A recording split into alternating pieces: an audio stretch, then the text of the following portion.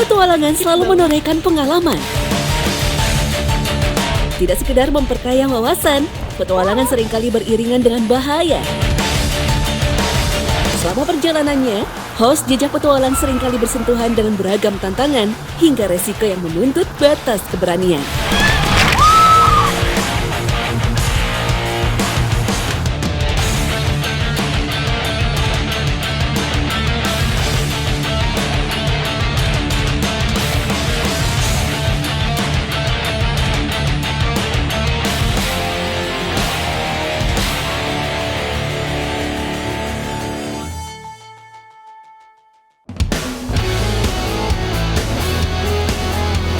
Kembali ke Tanah Pasundan, Jawa Barat. Sensasi menaiki truk pengangkut teh tentu berbeda dari kendaraan biasa. Adrenalin ikut terpacu karena guncangan yang ditimbulkan. Ini kenapa saya harus numpang pakai truk? Karena jalannya emang bener-bener ekstrim. Berbatu, tanjakannya curam, turunannya juga curam. Ini tadi juga saya kegoyang-goyang di atas ini. Tantangan yang dilalui pun beragam, namun tidak menyulutkan semangat untuk sampai ke tujuan, yaitu berburu serangga yang selama ini menjadi momok bagi manusia. Nah, ini nama desanya adalah Pagar Alam, tapi saya dan Bapak langsung sampai. Kita harus jalan dulu. Berapa jauh Bapak kira-kira? 500 meter. 500-an meter kurang lebih ya? Iya, iya. Yaudah kita jalan dulu. Bapak! Ayo Pak!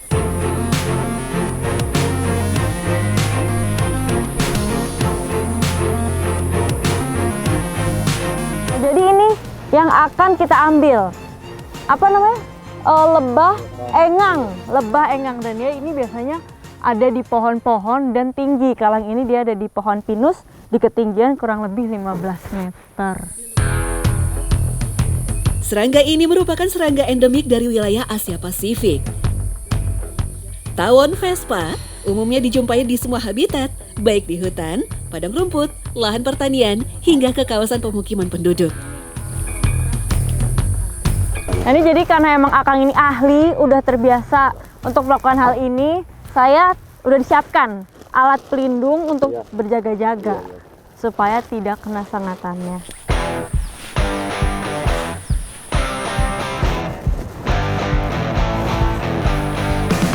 Nah ini untuk mengambil sarangnya, pertama kita harus membakar menggunakan bambu ini. Tapi karena emang lokasinya sangat tinggi, walaupun ini udah menggunakan 2 bambu yang digabungkan, Akang tetap harus manjat dulu ya.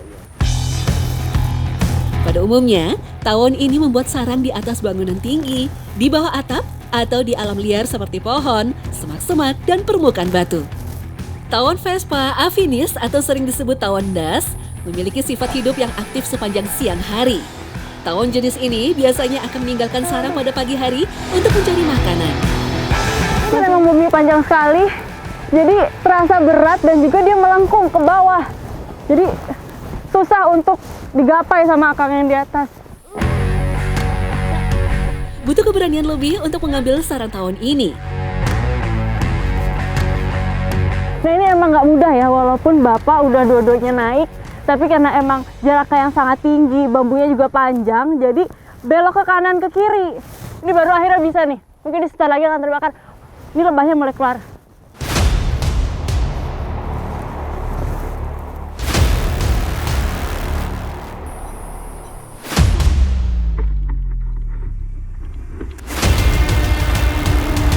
Nah ini kalau sarangnya udah terbakar seperti ini, fungsi bambu berubah menjadi alat untuk menjatuhkan sarangnya dengan cara ditusuk-tusuk atau didorong-dorong. Tawon merupakan salah satu serangga yang sangat penting bagi sebuah ekosistem, yaitu memangsa hama perusak tanaman. Beberapa jenis bahkan diternakan secara khusus untuk dijadikan pembasmi hama alami.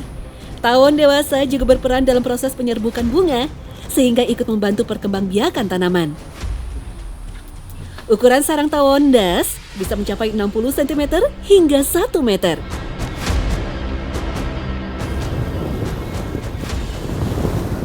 Nah ini nih jadi yang kita cari adalah larvanya si lebah. Emang si lebah engang ini profilnya lebih panjang dari lebah biasanya. Namun, di balik sengatannya yang mematikan, larva tawon das menawarkan kelezatan dan biasa dikonsumsi oleh sebagian masyarakat.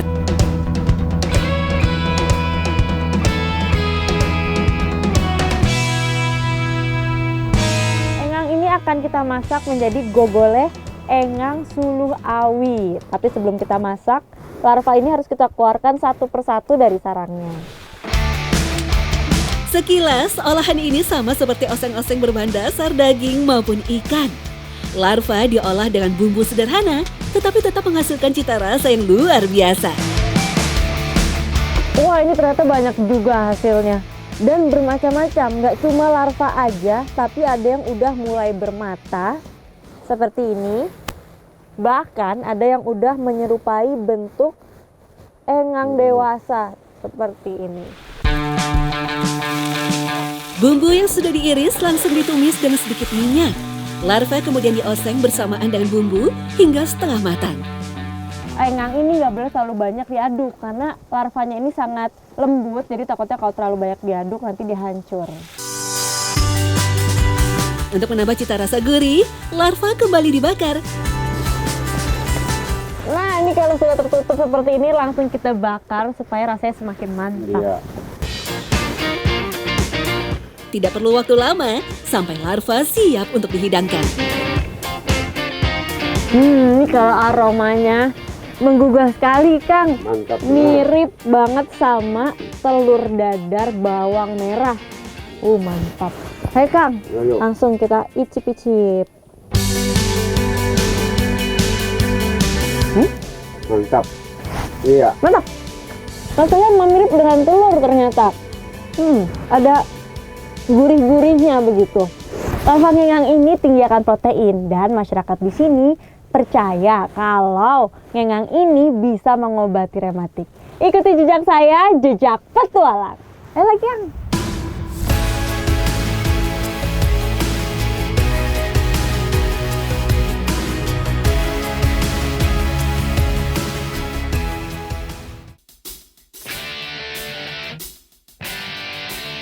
Petualangan menaklukkan tantangan berlanjut ke Pulau Lombok, tepatnya di Desa Batu Mekar, Lombok Barat. Sungai Jangkok merupakan sungai terbesar di Lombok Barat. Sungai ini menjanjikan sebuah tantangan karena arusnya yang cukup besar. Derasnya arus sungai membuat perahu seringkali berputar, menabrak batu, bahkan tersangkut.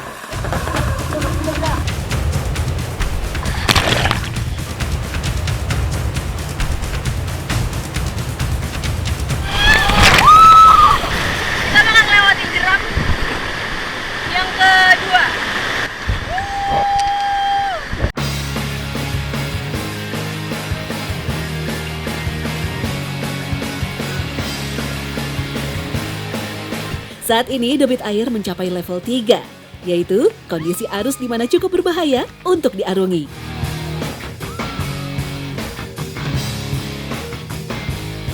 Nah, ini di depan saya jalurnya cukup berbahaya. Jeramnya kayaknya cukup ekstrim. Jadi aman ya. Saya istirahatin dayung dulu. Pegangan erat-erat.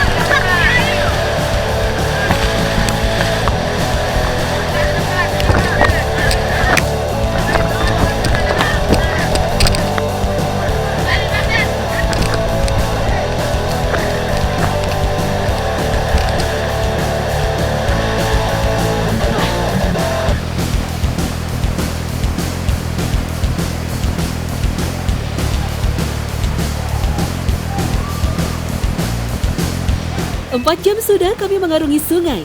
Desa tujuan hampir sampai.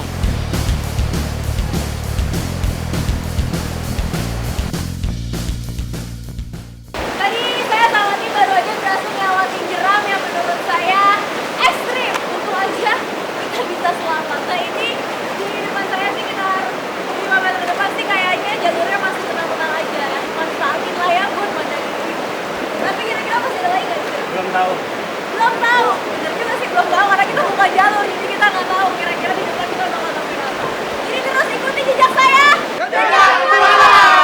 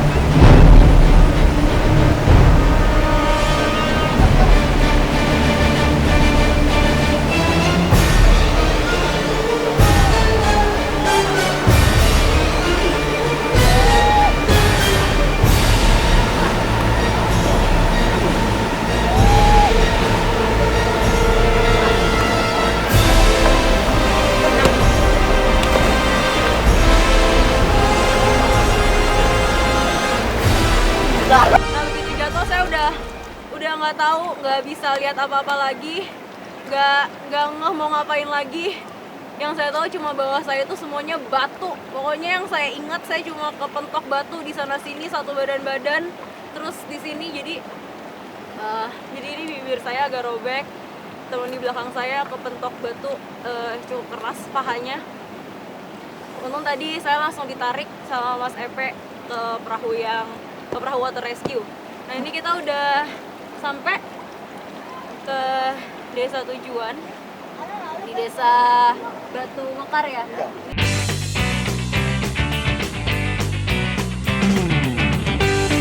Lepas dari cengkraman bahaya dan basah-basahan, lengkap rasanya kalau langsung mengisi perut yang sudah keroncongan. Nah ini dia kuliner yang mau kita buat hari ini, makanan khas Lombok, spesial bumbu rajang. Ini aja menurut saya warnanya udah rajang banget nih. Ini beneran pedas atau merahnya doang? Beneran kayak. Katanya beneran pedas. Namanya Lombok kan? Namanya Lombok, Pasti pedas. pasti pedas katanya.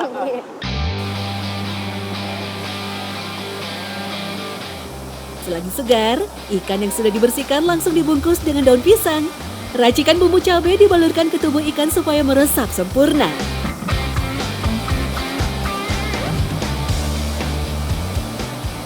Jadi bumbu rajangnya itu ikannya dimasukin, habis itu dilumurin pakai bumbu rajang, dibungkus pakai daun pisang biar rasanya lebih enak. Tinggal kita bakar aja. Tunggu kurang lebih 15 menit hingga benar-benar matang. Ikan mujair banyak manfaatnya, salah satunya menguatkan tulang dan kaya akan kalium, vitamin B, dan fosfor. Aromanya sangat menggugah selera. Wangi khas daging ikan mujair dan bumbu pedas berpadu menjadi satu. Tadi aku di sini ya? Sudah matang. Sedap. Ini baunya sih udah sedap banget. Sekarang tinggal kita makan sama undang teman-teman yang tadi ikutan buka jalur rafting. Sini! Sini! Makan bareng! Makan!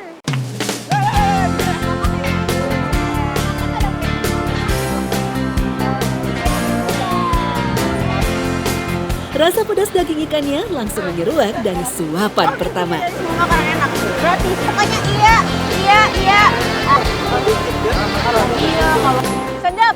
Mantap Pak bumbunya. Mantap. Tapi pedas banget. Namanya Lombok katanya mesti pedas. Tapi ya kayak gini kita buka jalur rame-rame, nangkap ikan rame-rame. Jadi makannya juga rame-rame. Pokoknya saya senang lah hari ini bisa buka jalur bareng teman-teman dari Lombok. Meskipun bibir saya robek, teman saya ada yang kakinya sakit, ada yang niban saya juga tadi pas perahunya terbalik.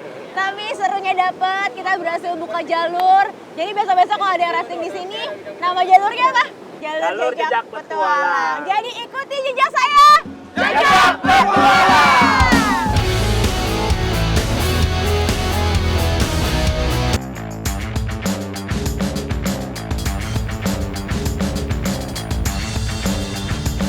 Berada di ketinggian 500 meter dari permukaan laut, Lahat memiliki tebing-tebing cadas yang sangat menantang. Salah satunya adalah dinding batu yang menjulang ini. Bersama masyarakat Lubuk Selo dan teman-teman Garis Milang, mau panen salah satu hasil alam bernilai ekonomis tinggi. Saat ini saya cukup tegang karena kegiatan yang mau dilakuin hari ini sesuai dengan nama tempatnya, yaitu Lubuk Madu. Jadi saya akan ambil madu sama masyarakat. Madunya katanya lagi banyak-banyaknya, dan lebah yang menghasilkan madu hari ini adalah Apis dorsata. Jadi ukurannya besar dan sengatnya terkenal sangat menyakitkan. Ini kita lagi pasang jalur dulu karena harus rappelling melalui tebing. Sebelum mulai, terlebih dulu kami harus menyiapkan semua peralatan, termasuk mempersiapkan tali untuk menjangkau sarang lebah yang menempel di dinding tebing. Tidak mudah memasang tali pengaman di medan pijakan yang miring seperti ini. Ketinggian tebingnya tadi setelah dihitung kurang lebih 80 meter. Nah, sarang lebah yang mau kita ambil, lebahnya galak ya Pak ya? Galak ya. Galak, jadi udah nih kita harus pakai perlengkapan khusus tambahan nih kayak bapaknya. Bajunya berapa Pak pakainya? 3 lapis. Saya juga pakai jas hujan, pokoknya harus berlapis-lapis jadi sengatnya itu nggak akan nembus harapannya seperti itu. Dalam satu koloni, Apis dorsata bisa menghasilkan 20 kg madu segar. Lebah satu ini tersebar di wilayah Asia dengan habitat pohon-pohon dan tebing batu yang tinggi. Jalur tebing serta semak yang padat membuat ruang gerak semakin terbatas. Pemanjat juga harus bisa menjaga agar tali tidak mengusik sarang. Salah satunya ngambil madu memang cuma bisa dengan cara rappelling. Sebenarnya tahun-tahun sebelumnya itu masyarakat ngambil dari bawah karena madunya ada di ketinggian 10-20 meter. Cuma tahun ini madunya ternyata bikin sarangnya itu di tempat yang tinggi, kurang lebih 40-50 meter.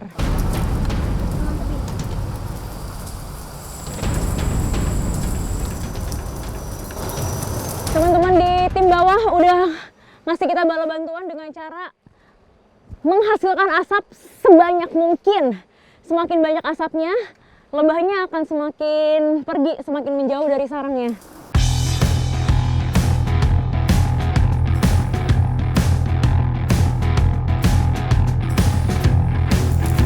Sarang madunya benar-benar gede banget. Dan ini saya ada di antara sarang madu. Jadi saya ke kiri ada sarang madu, ke kanan juga ada sarangnya.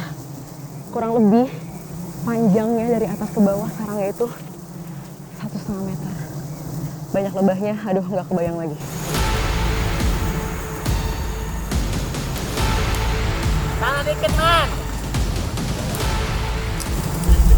Ada persis di samping saya. Selama saya nggak melakukan pergerakan tiba-tiba, selama sarangnya nggak ketendang atau kesentuh, lebahnya nggak akan terbang atau nyerang. Jadi saya harus ada di posisi ini, harus steady, harus still.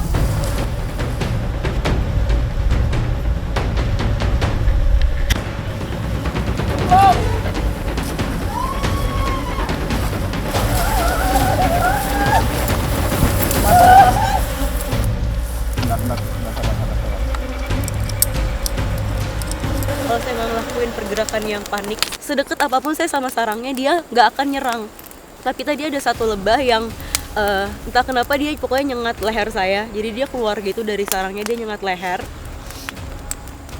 Habis itu tangan saya otomatis kayak nepis lebahnya.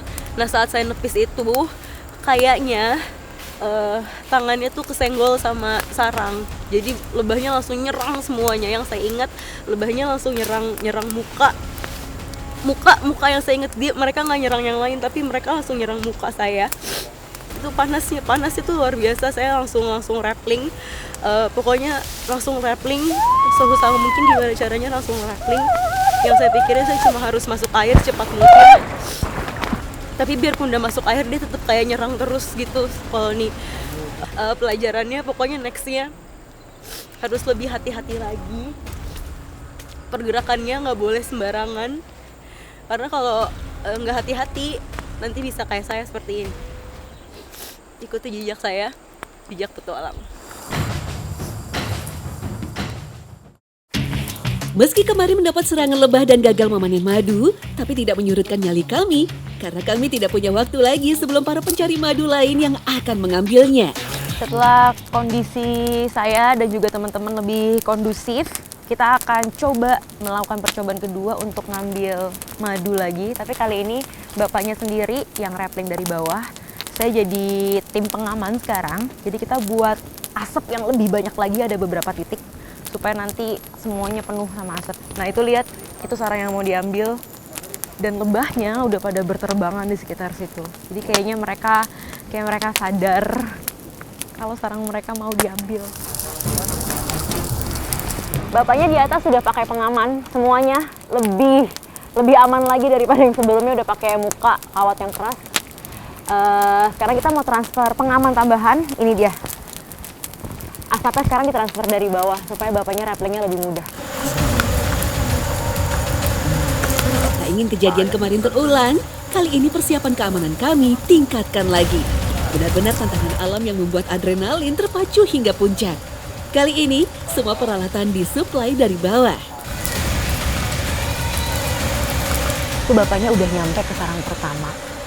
Dan langsung dinyalain asapnya. Begitu kena asap, sedekat itu ke sarangnya, lebahnya langsung pada nyerang, langsung pada lari, nyerang semua ke muka bapaknya. Saya nggak ngerti itu perasaannya apa di atas. Pasti rasanya kalau saya di sana panik. Tapi pelan-pelan mulai dipotong sarangnya. Terus itu keren banget sih pemandangannya. Memang butuh pengalaman dan jam terbang tinggi untuk bisa tenang di tengah amukan ribuan ekor lebah.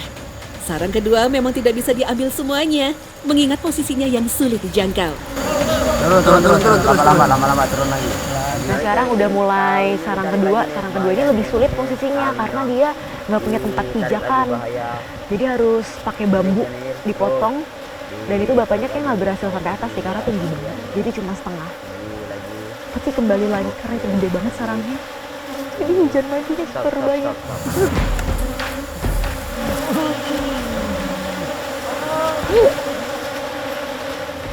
Jatuh.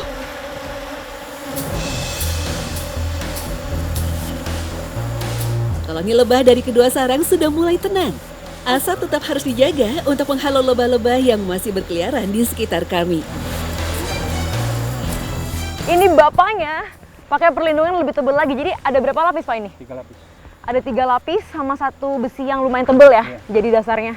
Itu panasnya luar biasa ya Pak. Tadi waktu diasepin kan dia nyerang semua tuh ke Bapak. Semua. Nah itu gimana? Enggak mempan di sini. Nggak mempan sama sekali? Iya, nggak tembus. Nah ini dia, karena baju depannya itu harus yang benar-benar bahannya tebal banget supaya dia nggak tembus. Tapi usaha kita semua udah diserang, udah kena asap, itu nggak sia-sia sama sekali. Nih, hasil madunya 1 ember full, penuh. Ini dia. Ini royal jelly-nya ya Pak ya? Iya. Ini royal jelly yang warna putih, terus ini madunya. Nanti sampai rumah kita ini ya Pak ya? Kita peres, baru nanti kelihatan berapa banyak liter madu yang kita dapatkan. Keren banget Pak, super berani. Ikuti jejak saya, jejak petualang. Baru kali ini dapat melihat hasil panen madu yang benar-benar melimpah. 12 kg madu dari 2 sarang bukanlah hasil yang mengecewakan.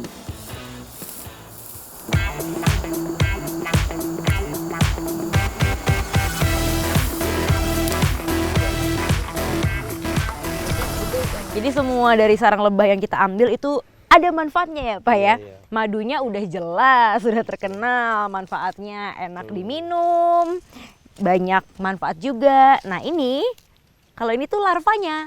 Jadi telur-telur itu ya, telur-telur yang belum jadi lebah, ini juga bisa diolah. Hari ini kita mau buat lemang larva lebah. Ikuti jejak saya, jejak petualang. Proses pemerasan ini tujuannya untuk mengambil sari-sari dari larva lebah, supaya lemangnya benar-benar bersih dari kotoran.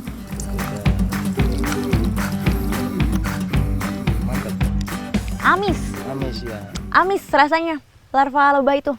Cuma ada asinnya karena udah kita kasih garam, Ya, oke. cabai, sama bawang putih. Iya, Nah mantap. sekarang kalau namanya lemang ya ini harus dimasukin ke bambu. Uniknya lagi, lemang larva lebah tidak dicampur dengan beras atau ketan seperti pada umumnya. Bumbunya juga cukup sederhana. Irisan bawang putih, garam, dan irisan cabai merah untuk menambah rasa gurih. Semua bambu sudah terisi, selanjutnya tinggal dimasak dan tunggu sampai matang.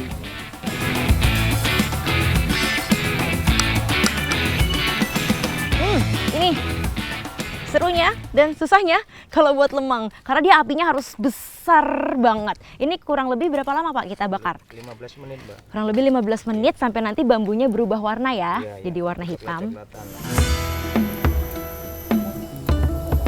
Lebah tidak hanya menghasilkan madu. Lemang sarang lebah adalah manfaat lain yang bisa dirasakan terutama saat di hutan seperti ini. Lemang larva lebah memang lebih nikmat jika disantap ketika masih hangat. Ini dia Pak hasil masakan kita, Iya, betul. Mbak. lemang larva lebah. Iya, iya. Bentuknya apa ya? Bentuknya lembek benyek. Biasanya kalau lemang tuh yang saya makan padet, tapi Iya. kalau ini benyek. Enak. Ini kejutan buat saya, ternyata rasanya enak. Enak, betul. Biasanya saya makan larva yang mentah. Kalau larva yang mentah tuh rasanya amis. Di mulut amis, mirip kayak telur putih. Tapi ini setelah dikasih bumbu, nggak, amisnya udah nggak ada sama sekali. Baunya masih amis, tapi setelah dimakan nggak amis, ada manis madunya. Terus bener kata Bapak tadi, gurih sekali. Betul, betul. Rasanya juara. Ikuti jejak saya, jejak petualang.